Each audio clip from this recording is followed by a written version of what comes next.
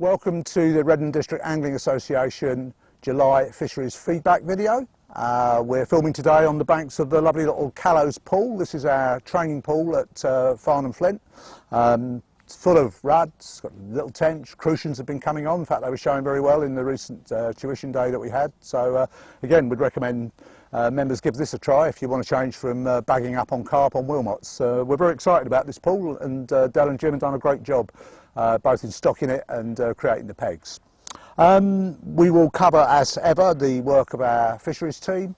I'm also going to do a little bit about some of the new fishing opportunities available to Redden District members. We've got shared water deals with Jolly Anglers at Wallingford and little more up at just below Oxford, and of course the exchange tickets with Godalming Angling Society, where they really have got record-breaking crucians. So some great opportunities for people who are lucky enough to be in receipt of a Redden District permit. We will obviously do a roundup, as we always do, of the notable fish that have appeared on our Facebook page over the last month. There'll be some fishing hints and tips from Nick Hellier, the renowned carp angler, on summer carp fishing, and Jim will give us his ideas for fishing prospects for the coming weeks. Well, best laid plans of mice and men and all that. We were hoping to record all of this outside next to Callows Lake, but you've got a stump pile out above us that made it actually impossible to hear ourselves think. So we've moved into our bright new shiny classroom here at Flint, which we're very proud of. We're using this for our meetings and our tuition and our training, and so we'll complete the rest of the video here. So now it's over to Del, find out what him and Jim have been up to in terms of fishery management over the last few weeks. Del. Well, again, this month's been fairly quiet. It's generally this time of the year, it's just maintenance. So it's grass cutting, it's weed cutting, it's all the sort of stuff that magically just happens. So yeah, we've been maintaining the status quo this month. So there's not a great deal to talk about sort of fisheries wise. So I thought I'd just give you a bit of an update on what's happening with the roach project. As a lot of you are aware, we started a roach project a few years back, and since then we've been steadily putting some roach into the river. Essentially what we do is we've basically copied what the Avon Roach project are doing. We take spawning boards out of the river, hopefully full of spawn. We then put them inside into tanks. We leave them there for a year, and then they go out into ponds. We then feed them up, and then 2 years later we stock them back out into the kennet. We essentially put 3-year-old fish in because they're sexually mature, so we get a double whammy. So as we put those sexually mature fish back into the river, they then spawn themselves. So instead of us putting, let's say for argument's sake, 1,000 fish into the river, potentially we're putting in 100,000 fish, because they will spawn and hopefully their spawn will carry on through. Now when we started it, I did say that we would be experimenting with chub and barbel. Well, about 4 years ago I did put some fingling chub into the system, and you'd be pleased to know we have now got chub approaching £3. We actually saw them spawning this year. They've been fairly sort of anonymous, if you like, over the years, and I didn't think that we were going to manage to do it. But this year, with the extra heat that we've had, we've actually seen them, and so they'll be going out into the river next year, the same as the roach, and we now can be confident in what we're doing in our approach. So yeah, the roach project will be turning into certainly a chub project, and we'll still be doing our experiments with the barbel. So yeah, all's good in that way. When we're talking about extra heat, we all know we had a bit of a heat wave a couple of weeks ago now, and we put a ban on keep nets, and unfortunately some of the match guys, they fall foul of that, and I apologise for that. But what I don't apologise for is trying to protect our stock. A lot of work goes into our river stocks, habitat improvements, the roach project, everything else, and it would be absolutely foolish for us to put all of that at risk just so some guys can put some fish in a keep net. Now, I think this is going to be a trend. Certainly if you listen to the experts, our summers are going to be getting warmer, and we all know the problems we have with extraction in the river, etc. So, you know, don't be surprised if this comes more and more often.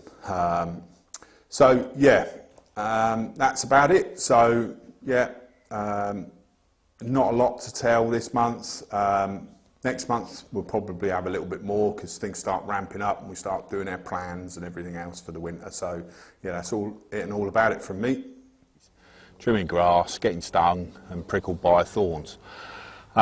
So yeah, what I was going to do is talk a little bit about the roach project that we've been doing for 5 or 6 years. The idea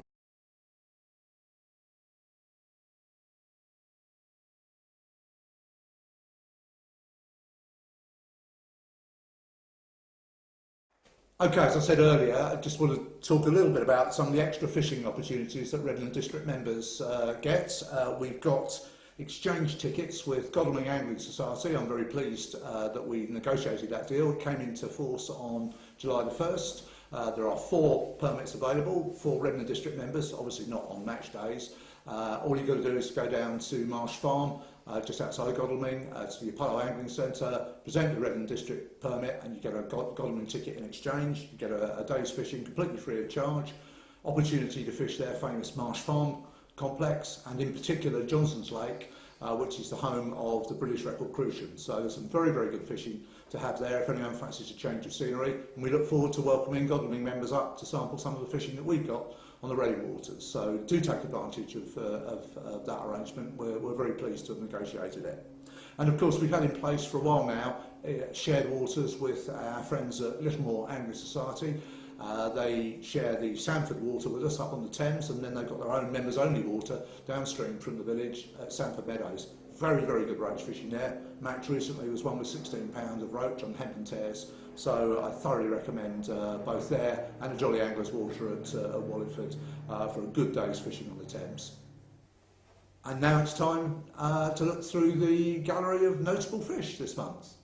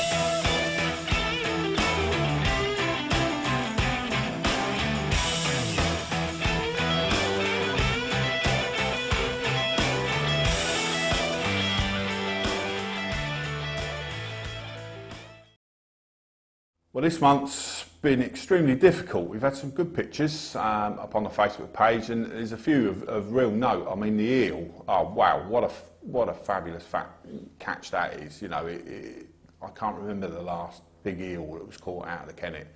I'm sure a few people hook them that end up losing them. So you know, that's well done there. because we've had some good ones, it's going to be really difficult. So we've decided it's going to be a bit of a dead heat this month. Jem Fox, his cart from Wisley Mill, surface caught, and as I say every month, this isn't a big fish competition. It's a photograph competition. We want to see big smiles and why we all go fishing. We want that to be oozing out of the photograph. So Jem Fox, I mean, the smile on his face says it all. So, Jem, you've got a cap, it's down in the hut, come and get it. And the other one is a young lad, Robert Collins' son.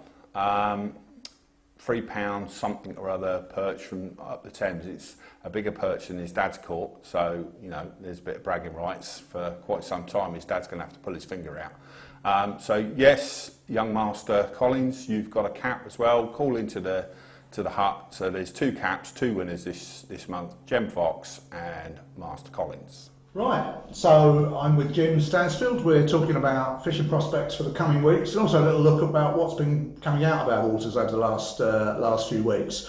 Jim, let's start with the rivers. What's been happening and where would you recommend people try? So first of all, the Kennet's been fishing really well at the moment. There's been some good bags of roach had up at Ufton and down at Lower Benyons. And also, one of our bailiffs done a walk down the Lower Benyons the other day, and he's chatting with a guy down there, and he managed to have a nice grayling, which is obviously good. So I think that grayling that he's had there is probably one that's spread from the stockings that Dell's done over the years, in at Ufton and Upper Benyons, and also in the Osier bed stream there. So that's good to see they're coming through.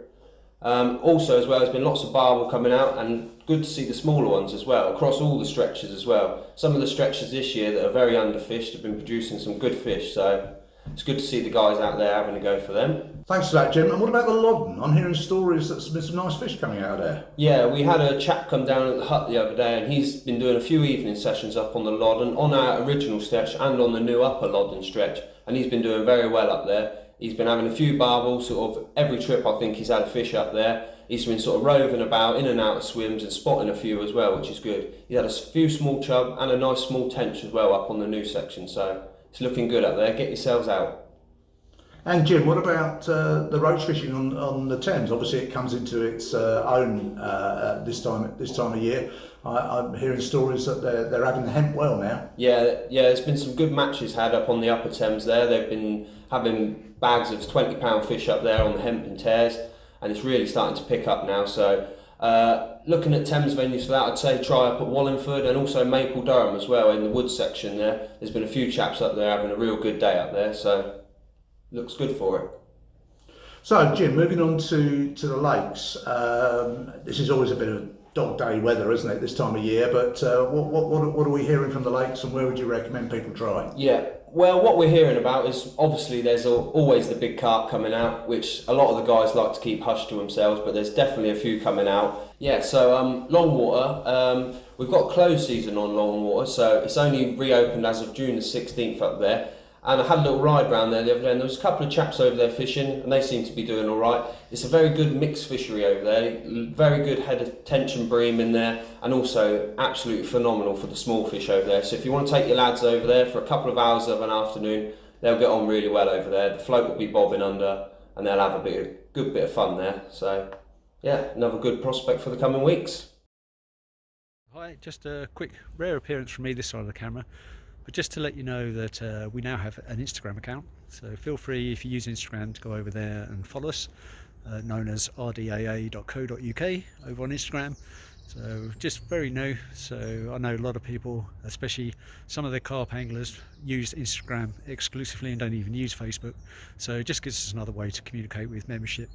The observant amongst you have also noticed that we have a Facebook page as well as the Facebook group. So the Facebook page again just enables us to have a public front page, where people that don't want to register or join the group can see some of the announcements and things. So feel free to jump over to the Facebook page as well and give us a like. But you won't miss much if you're in the Facebook group already, because a lot of it will just be repeated what's in there. But just gives us another avenue to communicate with people. So thanks all, making progress. Cheers, bye. Well, I hope you've enjoyed this month's edition and found it interesting. We've been doing this now for a few months. We would really welcome your feedback, so feel free to drop us an email or a message on Facebook. If you'd like us to change the format, or you think we could do something better or more interesting, we really would like your views. This is our way of engaging with the membership. We know it's been popular, but I'm sure we can do better. And apologies for our rather amateurish Jeremy Paxman impressions, but we are doing our best. We will also, in the autumn, certainly be, as we promised until the COVID restrictions came in, organising another fishery management forum to talk about our waters and talk about our plans for the future for Reading District. So bear that in mind, and when we've got a bit of time and got it organised, we'll let everybody know. So that's a wrap up from me. I hope you have a great time on the riverbank or on the banks of the lakes, and tight lines everyone.